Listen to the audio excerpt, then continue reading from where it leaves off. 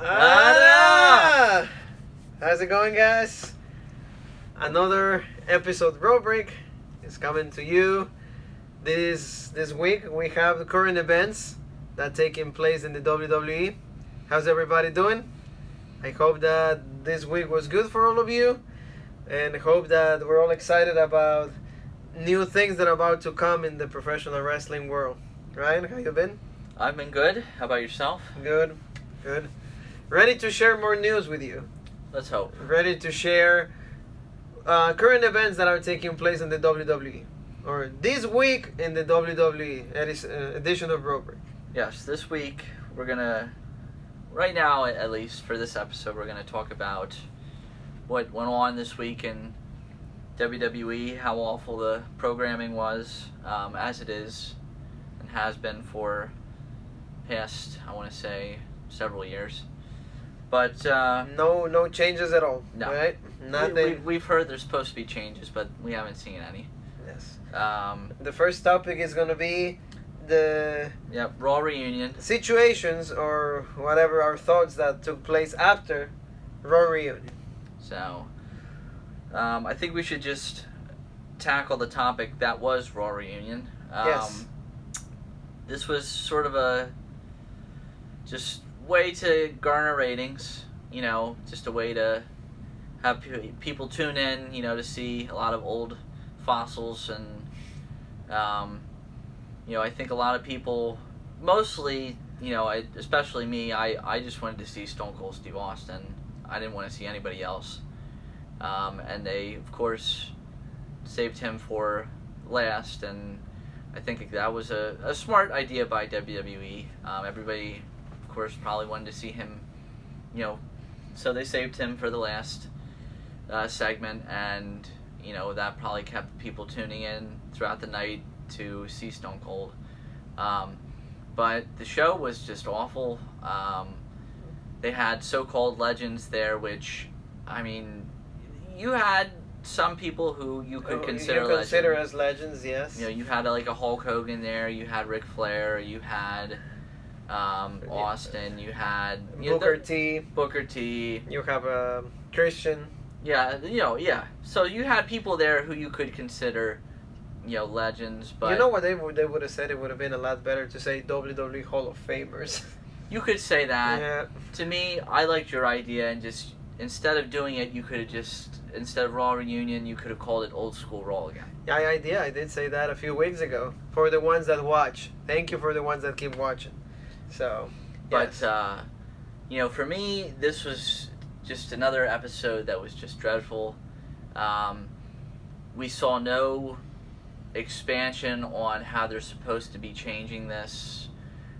We saw really there was no wrestling, really. Very, very little wrestling. Very little. Yeah, very little match. Yeah, no build up for SummerSlam. Nothing. It was a big waste of time. Yes, because we saw no development in storylines or anything. Where, that's their big issue.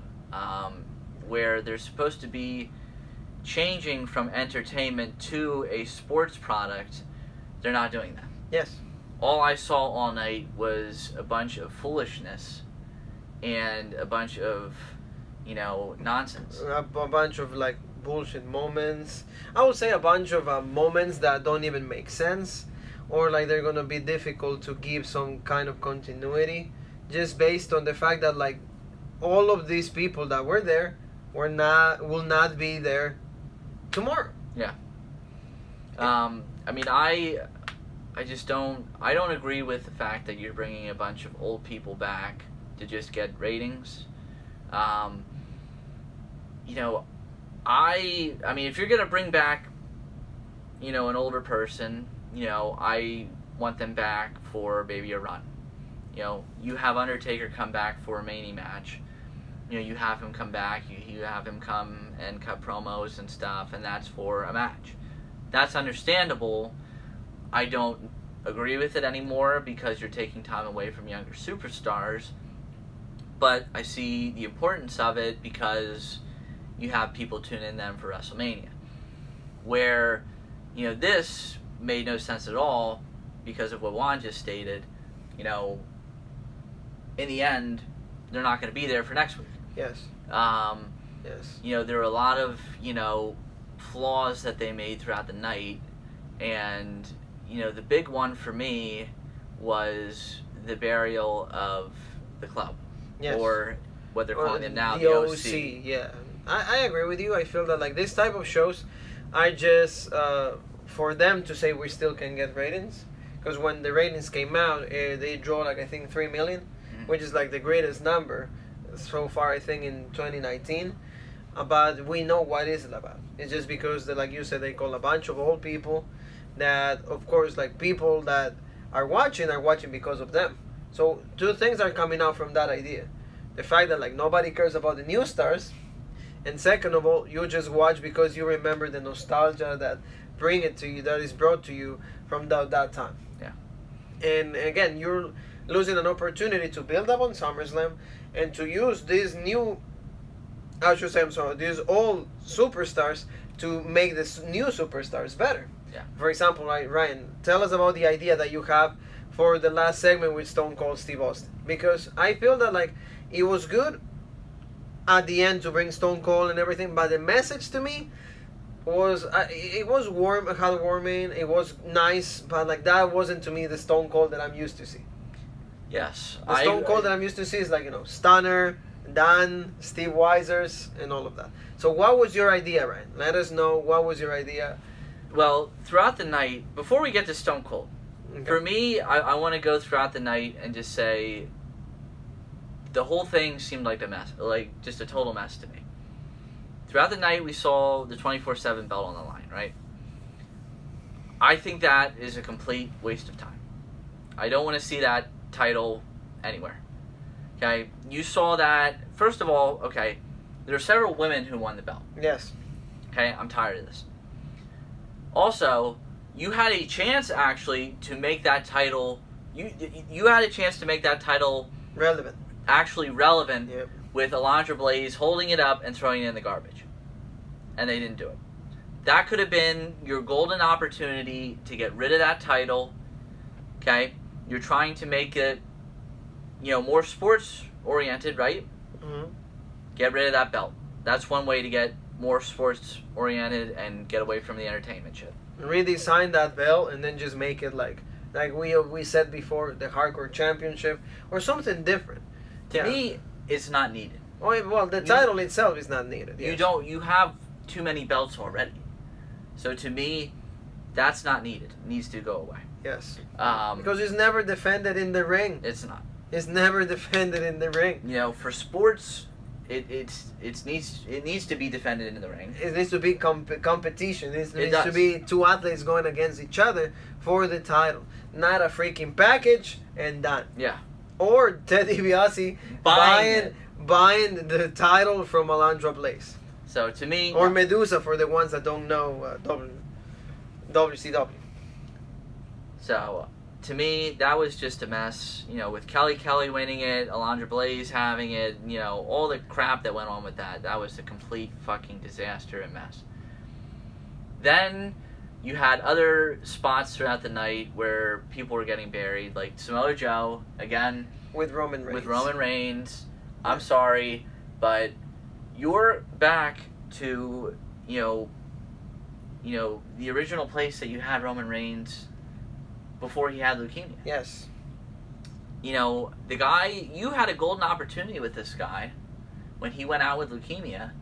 And again, the guy had his issues, but that night, that guy got the biggest pop that he will ever get. Okay? You are back to square one with this guy now, where he is getting booed every single night because the man is getting pushed down our throats. Always winning. To me... Always winning when it's not the right thing to do. It's not. And keeps bearing talent that could be highlighting as main superstars. Samoa Joe, once again, being buried by Roman Reigns. I'm tired of it. Didn't Backlash teach us something? 2019? Backlash, remember? I remember. People leaving they didn't even stay because that was the main event. That was the main event. And they fought for nothing. They fought for that. And once again, who wins in the end? Roman Reigns. So I'm completely tired of it. I don't want to see this. I don't want to see this at all. If it's going to happen at SummerSlam, whatever, I don't know. But, for me, that was just disappointing to watch. Then, now you go to burying, the club. Yes. You had a golden opportunity to make these guys relevant. You put the title on, AJ Styles. The U.S. title. Okay? To me, I didn't like that because you just put it on Ricochet. Okay? You buried Ricochet there. Okay? WWE has no idea how to book anything. Okay? But then, right? You put the U.S. title on AJ Styles.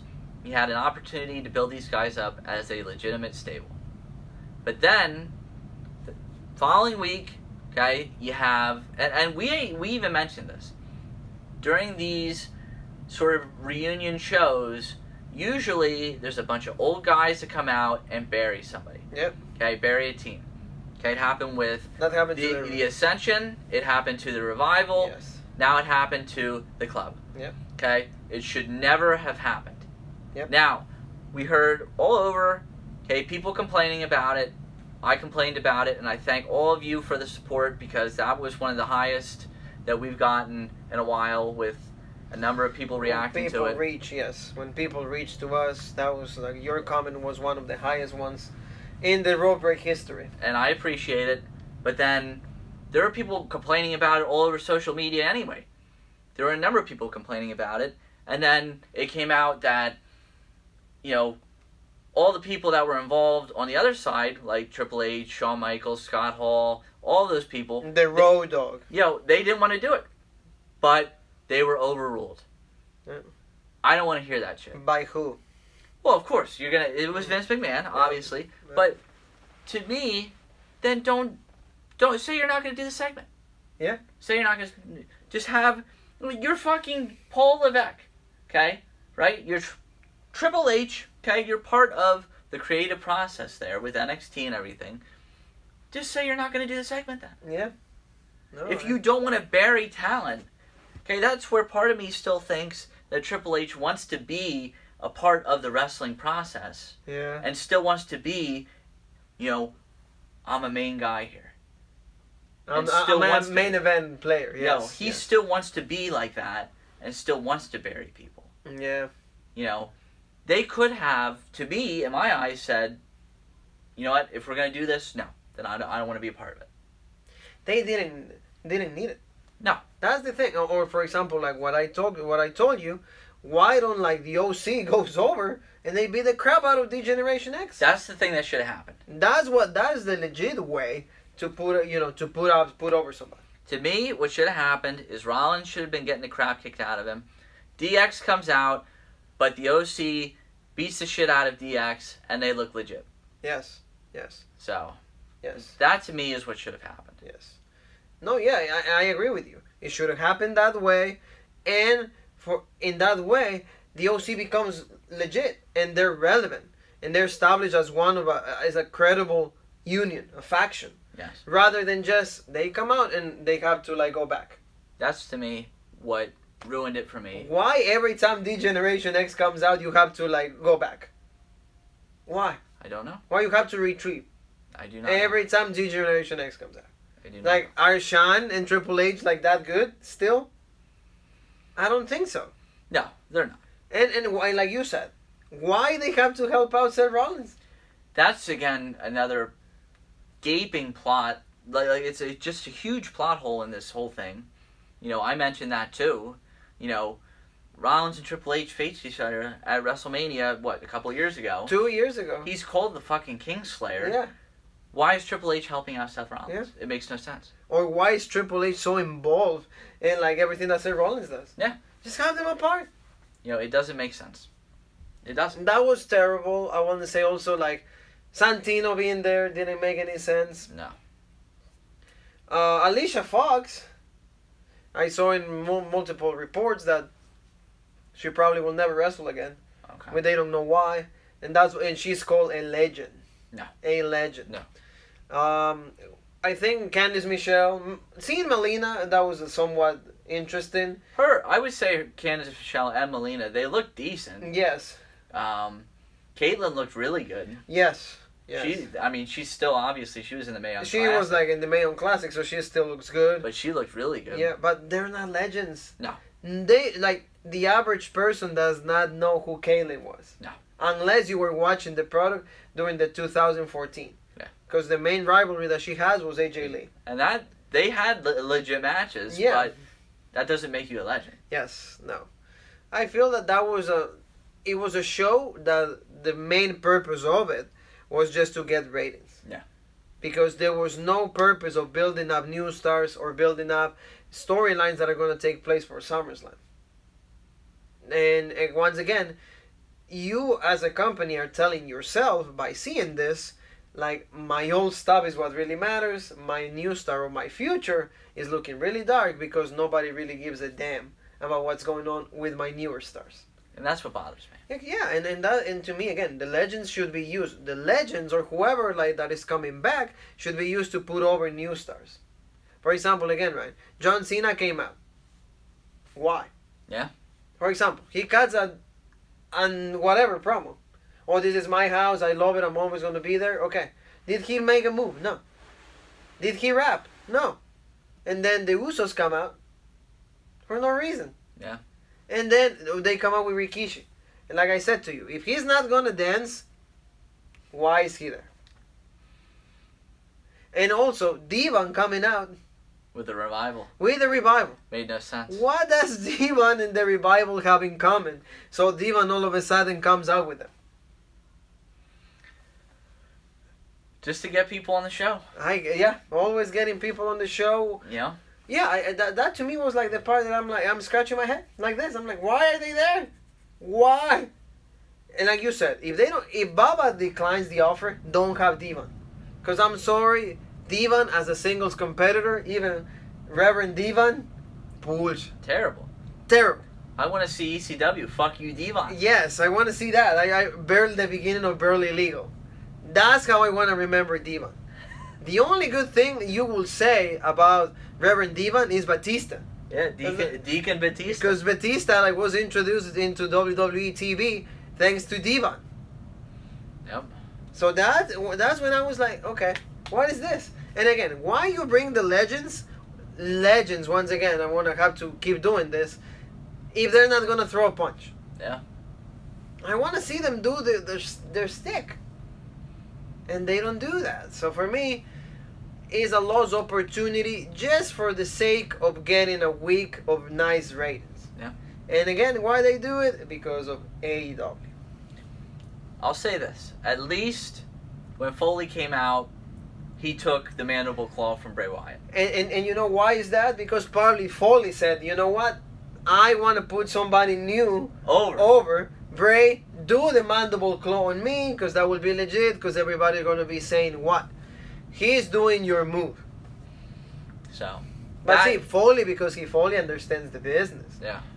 Foley he's looking out for the future of the business rather than just focusing on the past.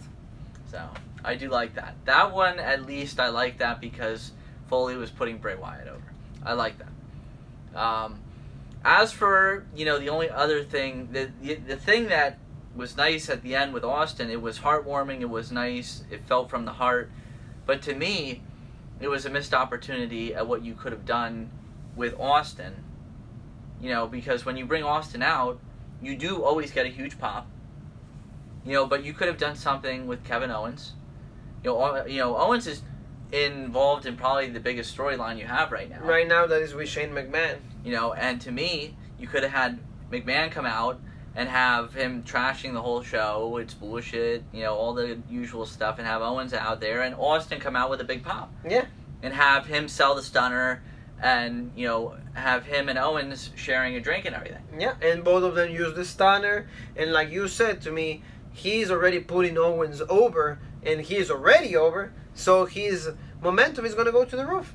So that's how you should use Stone Cold Steve Austin. Because, again, he looked in really great shape. He's ready for like a title run. He looked in fantastic shape. The best we ever seen from the guy. Because when I looked on Instagram, he said he's lifting again. Yeah. So, to me, he looked incredible. Yep, he looked great, and that's how you're supposed to use Stone Cold Steve Austin. Because no matter what people say, even no matter what I say, because I've never been a fan of Stone Cold Steve Austin, but you have to admit that like he will always be the most popular superstar of all time. No doubt. Because every time you hear the glass shatter, you know that like everybody's gonna just pop. Every time, no, no, no, no, no, no. Always. I mean, people jizz their pants all the Yes, time. all the time. When that glass shatters, you're on for like the biggest pop of the night. And to me, even like Stone Cold made Hulk Hogan look like a nobody. Right? Yeah. Right? You know, and the fact that like Stone Cold has that power to make Hulk Hogan look like a fucking piece of shit. He is, but I mean, I'm just saying. I was gonna say, because he is. Hogan is. But I'm saying like nobody's really talking about Hogan. The day after, nobody was saying anything about Hulk Hogan. Everybody was talking about what? Stone Cold Steve Austin. Yep. And like again, the promo was great, but to me, when you start developing a wrestling program or any TV program as it is, you have to have already, when you're done with the first show, you have to already start thinking about what's going to happen next week. Yep. And in this show, the conclusion, or I will say like the ending of it, doesn't leave you with anything, because everything resets from zero, and then once again the same people that you have, like the same newer stars that's the stars that you should be pushing for. Rollins, Styles, Ricochet, Joe, nothing. You had Angle, Sergeant Slaughter, and who else? Oh, yeah. Came out for Rey Mysterio against... Yeah. Against, who was it? I forget. I even forget. Yeah, I forget too. But that was a burial too. Yeah. Yeah, it was somebody new, I believe. It was Rey Mysterio going against, I think it was The Miz. No, Miz is babyface right now. Maybe it's Mrs. Babyface. But at the end, I will say, they made them come out for no reason. For no reason. Angle came out in a suit. But again, that's like you're burying people that... You keep burying people that could be newer superstars. And that to me is where you don't know what you're doing. Yep. I'm trying to look for it here quick. But again, I will say that like this type of shows should be used to use the power or the reach that the legends or the old people have to use it on the newer stars. And the newer stars should be put over. For example, I will never forget when CM Punk turned heel on The Rock. Yeah. See, that was great. Yeah. That was good. Because The Rock was trashing Daniel Bryan, and that was a new superstar at that time. He was coming out, he was breaking through, and then CM Punk was face. But then he turned on The Rock, and then that set up the feud for the Royal Rumble. Where everybody got pissed. But see, but you gave also continuity. You knew that like something was up with CM Punk, although he had like a few months, and then he started feuding with Ryback. But see, there was continuity, because then the Royal Rumble came, and then he was feuding with The Rock. Here, you don't do any of that, so it's just a wasted show. You only bring the Godfather to just do whole train, and you bring Ron Simmons to say damn. Yeah. So you're telling me that you need every time Farouk to say damn to have a good show? No. To me, that's when the WWE goes wrong. And again, you fail at making me believe that like the future is going to be great, because it's not. If you have to keep bringing 50-year-olds for you to get ratings, then your programming, I'm sorry, but is at the lowest of its low. And by the way, it was Sami Zayn that they buried. Yes, Sami Zayn. There you go. Thank you, Ryan. Thank you for looking that up. See, and again, Sami, who has potential, we've been saying here. Oh, he could be a WWE champion to me. And I will say I'm not the biggest fan of Sami Zayn, but the gimmick that he was trying to use when he came back, it was very convincing, very good. I don't know why they dropped it. And then once again, of course, buried by Rey Mysterio. So then Rey Mysterio is good enough to bury people. That's what I don't understand, because why would you be afraid of Angle? Angle, who has all the issues with his neck, his back, all that shit. Sergeant Slaughter is fucking 100. Why would you be afraid of him? Who was the other one? It was Sergeant Slaughter, Kurt Angle, and I don't even remember what it was. Van Dam. Oh, it was Rob Van Dam who came back, yes. Van Dam's fucking old. Why would you be afraid of him? And Van Dam is actually on TNA. Right? So he probably had like a free license to do this. I don't understand. I really don't understand why the show should focus on the old stuff. And if they do that, once again, it should have been called Old School Raw. Use the old ropes, use the old theme song, the old Titantron and all of that. And that way I understand it, and at least I know, okay, it's for a week.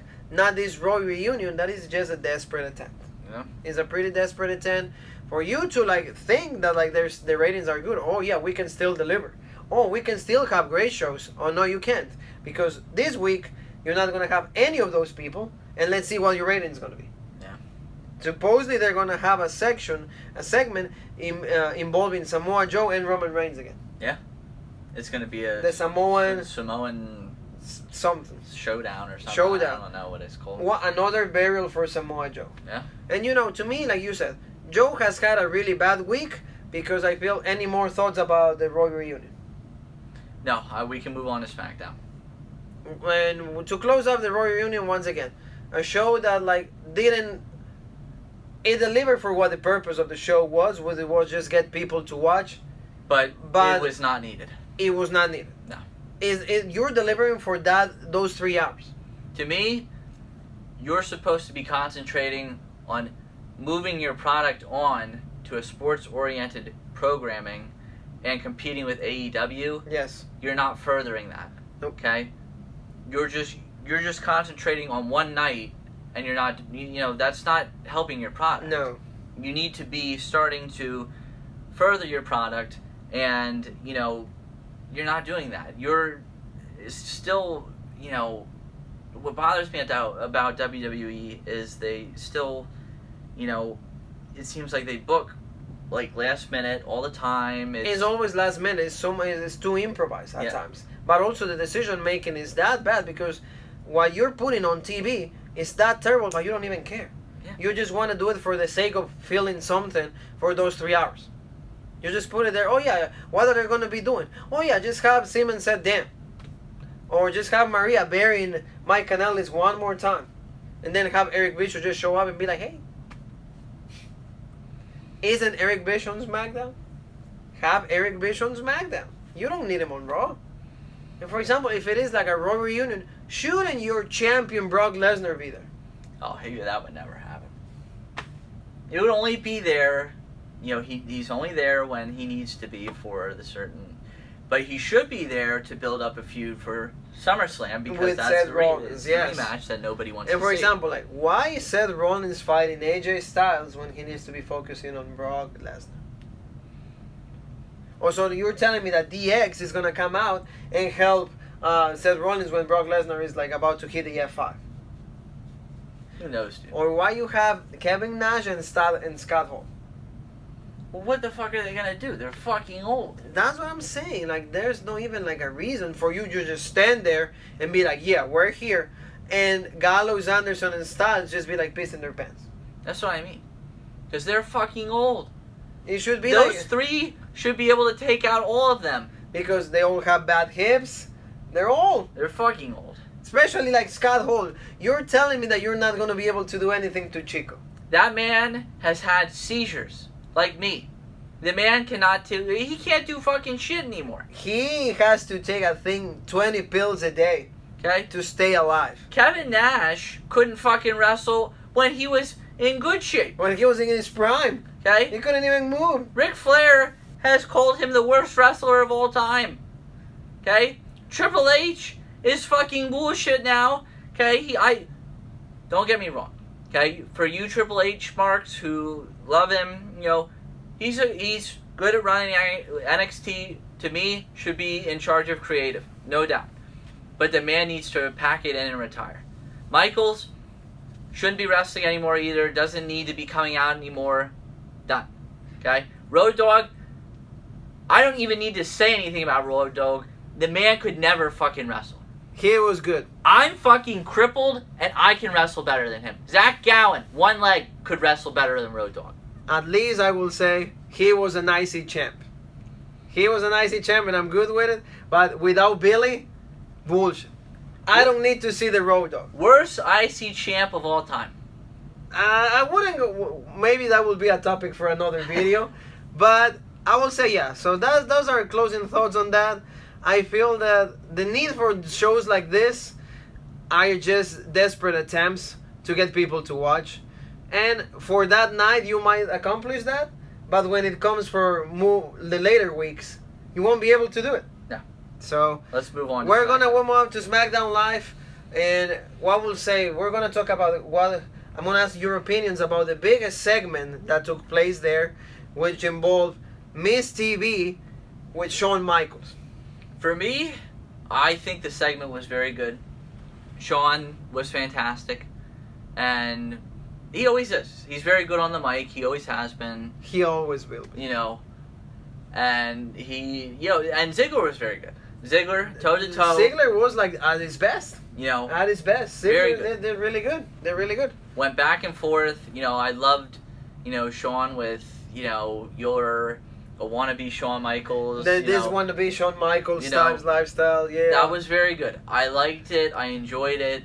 But the fact of the matter is, in the end, I think this was supposed to get people hot for The Miz versus Dolph Ziggler, where in the end that didn't happen. People want now Dolph Ziggler against Shawn Michaels. And I will pay money to see that match. Well, people want it. Because who has the best super kick? After seeing Dolph Ziggler super kick Shawn Michaels, people want that match now. It should have been Dolph super kick Miz. So I think, people... They got the wrong impression. Yes, I think that backfired on them there. Yes. Yes. I think that's where somewhat of an issue came into place there. What are your thoughts about that? Do you agree? I agree. I will say, first of all, Dolph Ziggler got one of his best promos during his return, because he said a lot of things that, for example, I've been hearing from you, from all the people that I talk to, all the wrestling community that talks to me, that I'm in contact with, that I said, I don't care about you fucking Shawn Michaels because you're fucking bald. It doesn't remind me of the Shawn that I'm used to. And when you came back, it was bullshit. It was just a shame. It was just betraying us and betraying yourself, because you claimed that after the match with The Undertaker, WrestleMania 26, you were never going to be in a wrestling ring again. And you did. And you look god-awful. So the whole thing, it was very personal, very human. Yeah. And it touched things that many of us have thought. Yeah. So that, to me, it brought a lot of reality to the promo and to how he delivered the promo. He does the super kick on Shawn Michaels. Of course, you're going to want to see Shawn Michaels against Dolph Ziggler. Yeah. To me, there's no way to begin a feud with The Miz and Dolph Ziggler just because we saw them already. Yeah. We saw them already, and it was good, but it was because it was involving both of them. Yeah. But if that was the case, you didn't need Shawn Michaels. That's one of the things. Unless he wants to fight again. And the thing to me, I don't buy The Miz as a babyface. I just don't do it. We just said this many times. I'm sorry, but there's wrestlers that are good for portraying both heel and babyface, but some others, they're only able to do one. And they will be stuck forever with the other one. And that's The Miz. And The Miz is heel. Through and through. His best work comes out when he is a heel. When he's a face, nobody believes that, because when he portrays this piece of shit, prick, arrogant piece of crap, that's when you believe that The Miz is being The Miz. But when he is babyface, it's cringe. Oh, terrible. Cringe, nobody believes it. Oh. Is worth of changing the channel. Garbage. It's really garbage. And especially if they're pushing me with this agenda, once again, WWE, of feuds that we've seen before. You have the rights to the WWE Network. You created the WWE Network. Why don't you just turn into 2016 No Mercy, and one of the marquee matches of that pay-per-view is The Miz against Dolph Ziggler for the Intercontinental Championship. Even Maurice gets involved. So you're telling me that 3 years from now, you're going to go back to that feud. Yeah. Why? Oh yeah, we're just gonna reverse the roles. Yeah. Instead of yeah. the whole thing is flip flop now. Instead of creating a new feud. For example, I don't know, Dolph Ziggler against I'm just saying Apollo Crews, or Cien Almas against The Miz. Use the couple thing you have in Maryse against Selena Vega. Push people that have not been featured in prominent roles. And that one of them is Cien Almas, Apollo Crews. It would be nice. Ali. I'm just saying, like, use those guys to build your future. Because already AEW is, every week that goes by, AEW is already gaining more fans, gaining more buzz, gaining more popularity. Everybody's more aware and waiting for October 2nd to come. Yeah. Because we're going to touch just 2 seconds on, finally we got the first promo. And then we posted on the page from AEW. Yeah. October 2nd on TNT. Wrestling comes back to TNT. Thank God. And, of course, everybody's excited because we want to see wrestling. We want to see good storytelling. And it's not that we want WWE to be buried. We don't want that. We want competition. Yes, because competition is going to make everybody better. And WWE is going to be forced. Until they don't see it, they're not going to change it. Once October 2nd comes out and they see the ratings for that show, then they're going to be, oh yeah, we need to change. Yep. But of course it's going to backfire right in their asses, because this change should have happened now so you can able to compete toe to toe. But right now WWE is over here and AEW is already up here. Why? Because at least they're able to keep us wanting more.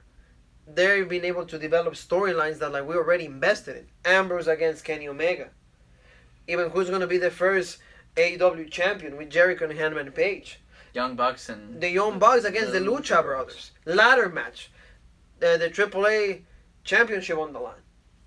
What else do you want me to say, guys? The match is right there. Deliver from the wrong.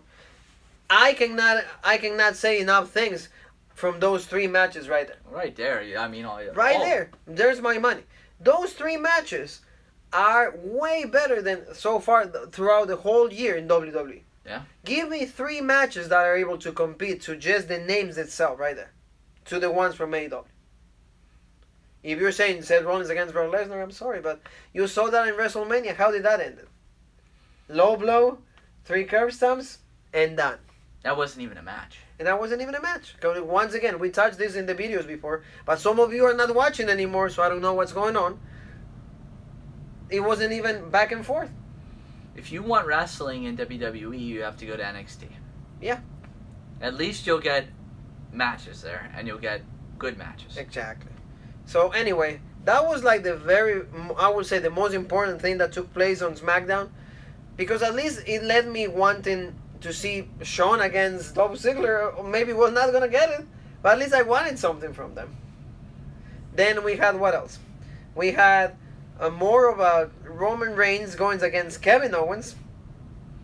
Yes. And Shane was the timekeeper. I think it was the timekeeper. Something. Like Elias was the timekeeper. Special guest referee Drew McIntyre. And everything backfired because Owens and Roman Reigns beat the shit out of McIntyre, Elias, and Shane McMahon. Yep. So now, once again, Kevin Owens is still portrayed as the man right now. The hottest storyline in WWE right now is Kevin Owens against Shane O'Mac. But you can see that Roman Reigns is still in the background. They're trying to get Roman over with Kevin Owens there, because Kevin Owens is getting a big pop right now. Yes. So they're trying to have Roman there too, so Roman will get cheered too. So they have Roman there too. They always wanted to have him in the mix. Then we have yeah, go ahead. Well, I did like that they had Apollo Crews take on Nakamura. Because Crews, you can see slowly, is starting to get incorporated in certain matches. I think they see some of his potential. So I did like that. I don't know if this was because Crews was in NXT at one point. He came back to NXT for a match. He did a match with Kushida. Right. He did with Kushida. Really great match. Back and forth. Apollo Crews got a big pop during that match. And at the end, Kushida won. But I think that's why he's hot with the crowd again. And I mean, if you tell me about Apollo Crews' wrestling ability, he's spot on. Yeah. He's a really great wrestler with absolutely zero charisma. But I think that's why he had the match with Nakamura. Yeah. They saw his chemistry with this other yes, with Japanese a Japanese wrestler, and at the end Nakamura won. At least you have something different. You get your champion to win. Yes. So and Shinsuke Nakamura, he needs, I would say, still he needs a little bit of a push. Maybe not a main event like the main title, but at least an IC champion. I can see that in Shinsuke Nakamura. He's able to hold that, and since he resigned with the company, I will hope that they will give him like a decent role in it. So I would say I did enjoy that match. It was at least a good 10-15 minutes. Yeah. It was at the end again Kinshasa and done, but like there were many good spots. What I hated here is we had Ember Moon taking on Miss Flair. Okay. Baby And Almas. with the whole 30 seconds. the whole Bailey thing. Now this shows that Charlotte's going to be incorporated into SummerSlam. I don't want that to happen. That's what they say, but according to my sources, where's the pay-per-view taking place? SummerSlam in Toronto. Yeah, Toronto. Who is a wrestling legend, female, that is from Toronto? I know. So I've heard other things that Charlotte's supposed to take on. They're Trish gonna go Stratus. blonde against blonde, Charlotte Flair against Trish. And I'm okay with that. But again, if you're going to do that, then you're showing that you pretty much you love Charlotte, and Charlotte's more important Than the title. Than the title itself. Yes. So to me, that's absolutely ridiculous. Now I'm fine with you doing that because I think Ember Moon and Bayley can pull out a better match than Trish Stratus and Charlotte. Yeah. Oh yeah. But to me, I just don't see why you need to show favoritism like this. I don't need to see Trish back. I don't think. I mean, she looks super hot. She still is fantastic. She looks great, but she's old. Yeah. I don't need to see her back. This is, again, you're making another mistake. Okay? This is where WWE shows favoritism. Oh, yeah. And you need to stop doing that. Yeah. Concentrate on the women you have now. Okay?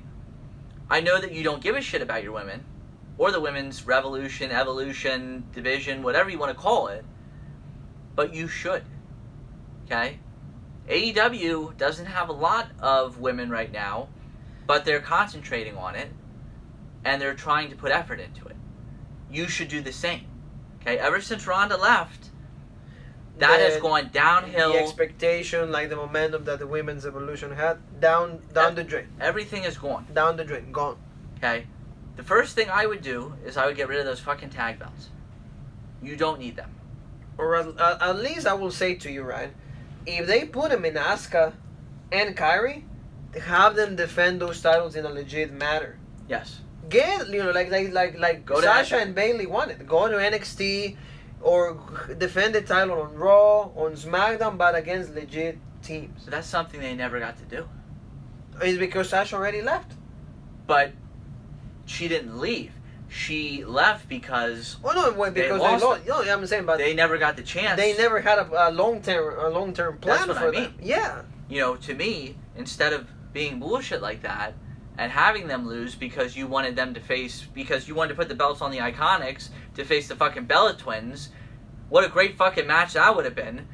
Instead, put them on people that matter and don't think about fucking Bella Twins who can't fucking wrestle and the Iconics who can't wrestle for shit either, and concentrate on people who matter. Who can wrestle, who can bring your division up. For example, what do you think about this idea? We always said that we like the number one contender. Charlotte doesn't need to be in every single title match. How about Asuka, Kairi Sane versus Charlotte in a triple threat match for the number one contendership for the SmackDown Women's Championship? I would be fine with that. See? And that's a great match that doesn't have a title involved, and you have something that is setting up to even make the title even better.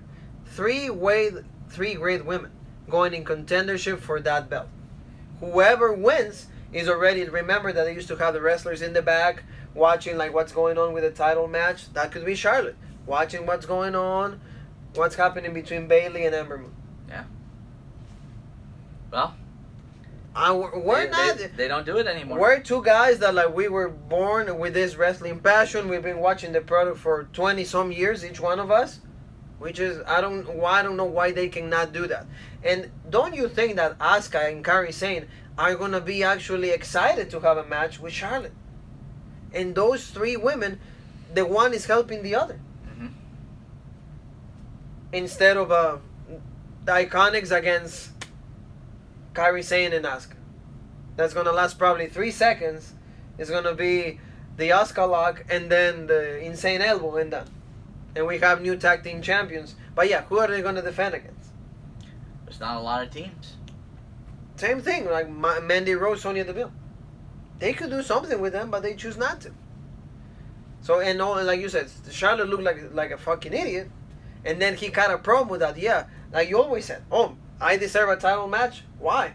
Because I'm Charlotte Flair. That's where I get tired of this shit. I'm not a fan of Charlotte. I never have been.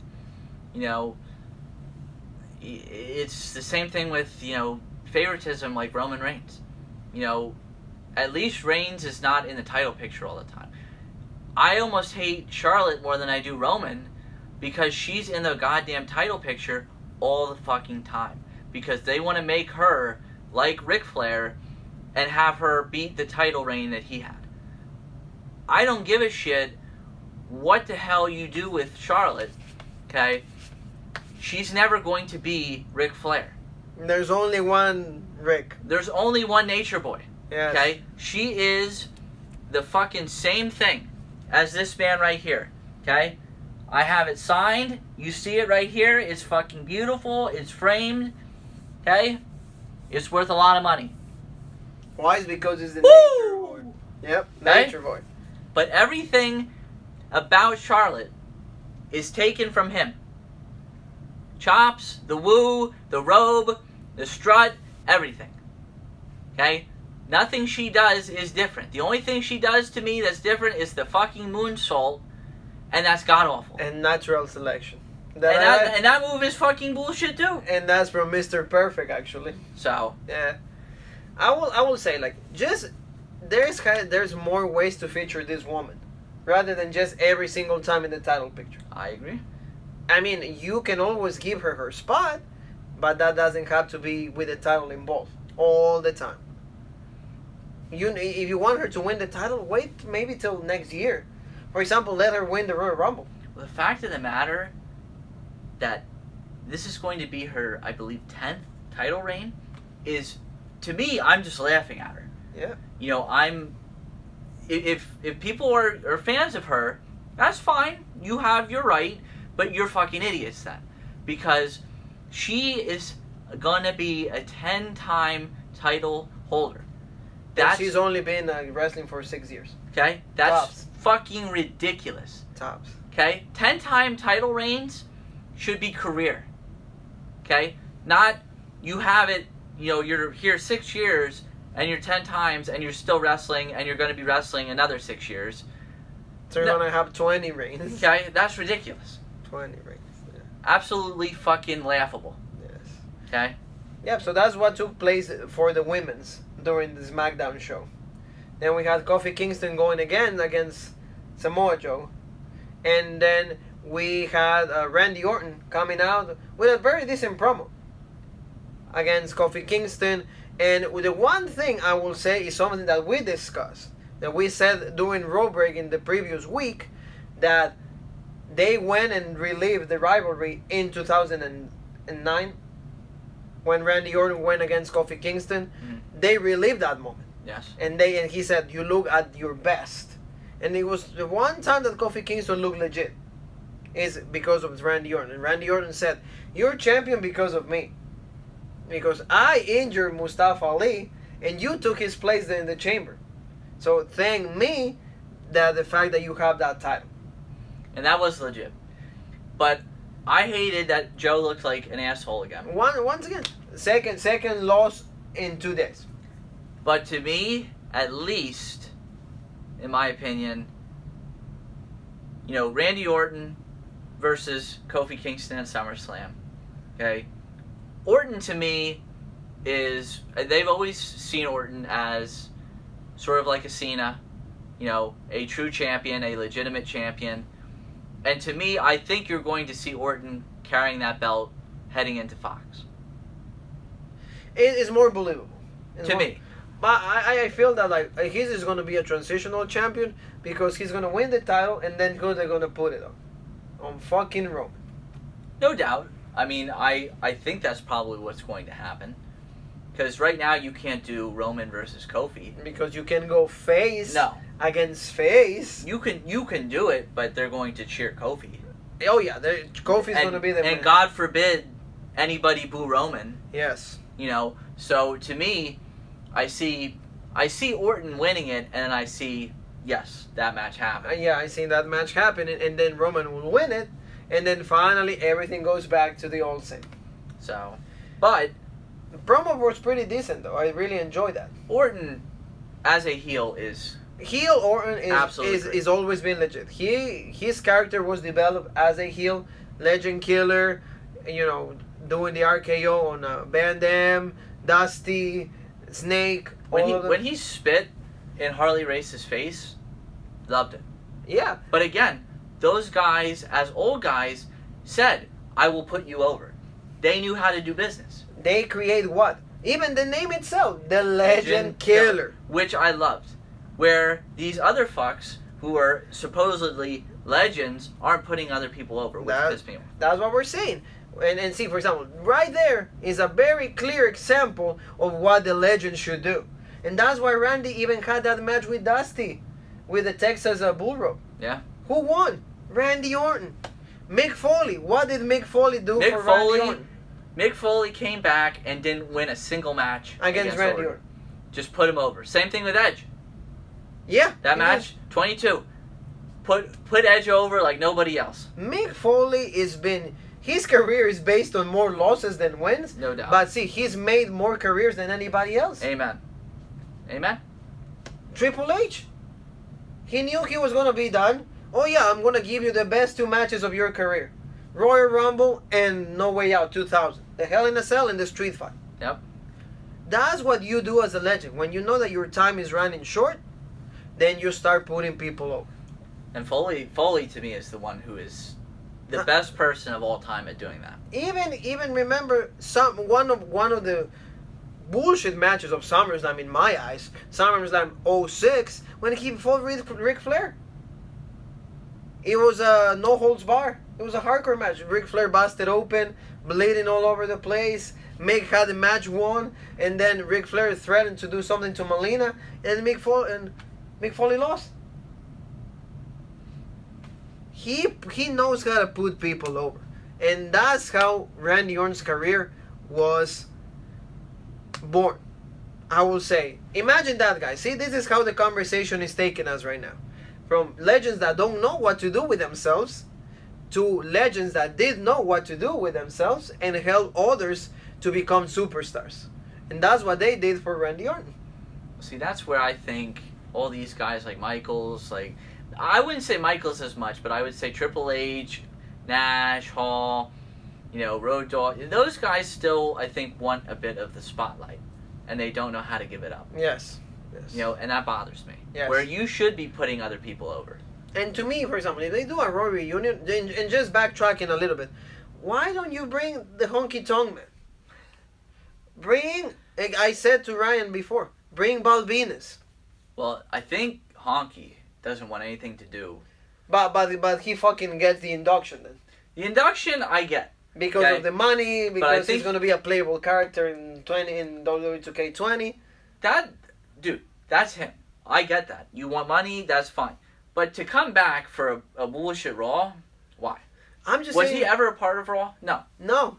Okay, so why? But I'm saying that just at least bring the guitar, a new star takes it, and boom, and done. Elias takes it from Honky, boom. That way you give some kind of credibility to these poor athletes that they don't even know them in their own homes. Instead of that, I would say Jeff Jarrett.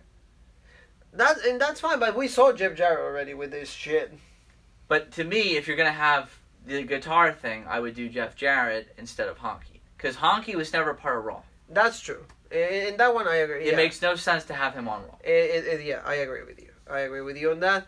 But we don't want to see Road Dogg and Jeff Jarrett singing again. No.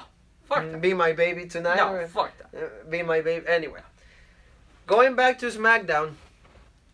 The show ended once again. More of the 24/7 title. Let's not even go into Yeah, R-Truth going again. Don't even go into that bullshit stuff. Bad, yeah. We're not even gonna go into that. My thing and then my only comment again. Where was he in Almas on all of this? This guy needs to have like a legit feud, and then